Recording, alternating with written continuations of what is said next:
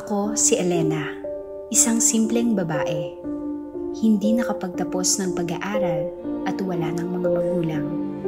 Hirap ako sa buhay. Pero ngayon, may rason na ako para mas magpatuloy sa buhay.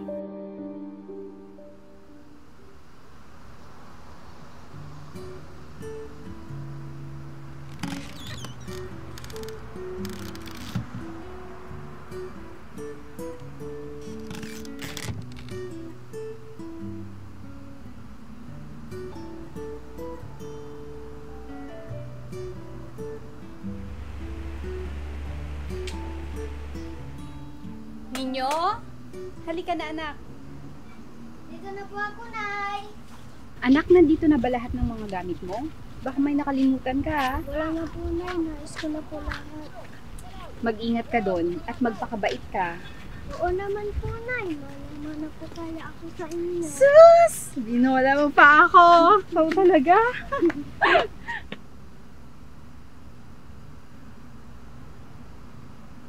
Sige, anak. Mag-ingat ka, ha? Oo, Nay. Sa bawat pagbitaw ko sa kanyang kamay, para na rin ako nagtatanim ng panibagong pag-asa. Yan si Nanay. Kahit gaano kahirap ang araw niya, basta magkasama kami. Sapat na yun para ngumiti siya. Sa bawat hakbang sa init, sa bawat pagod at pawis, isa lang ang laman ng puso ko, ang kinabukasan niya.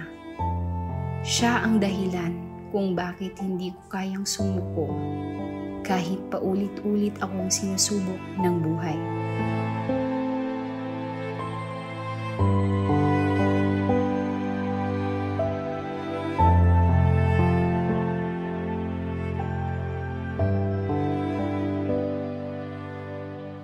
Ano, anak? Kumusta ka naman? Okay lang, Nay. Tara na? Opo, Nay. Sige.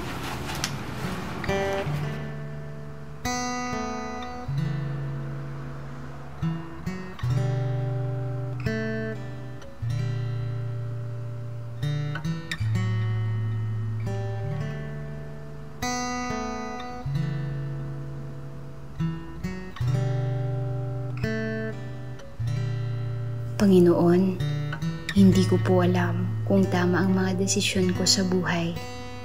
Pero araw-araw, ginagawa ko po ang lahat para sa anak ko. Sana po, bigyan niyo pa ako ng lakas para sa kanya. Papa God, sana po bantayan niyo kami ni Nanay at bigyan niyo pa po siya ng lakas. Mahal na mahal ko po siya.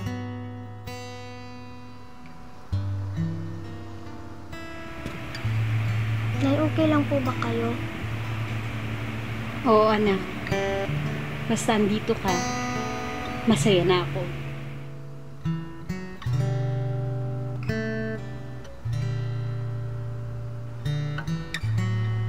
Nay, matutulog na po ako. Sige, anak. Maaga ka pa bukas. Good night, Nay. I love you. Mahal na mahal din kita, anak. May mga katotohanang hindi kailangang sambitin dahil higit pa roon ang kayang iparamdam ng isang ina.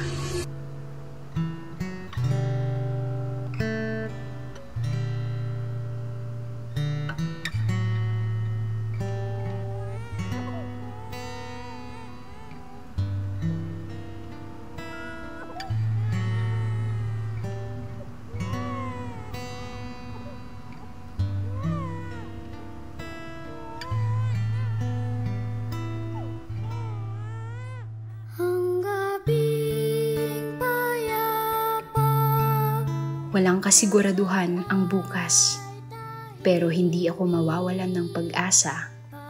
Mag-iipon ako hindi lang ng pera, kundi ng lakas, ng tapang at ng pag-asa para sa panibagong umaga. Ay, di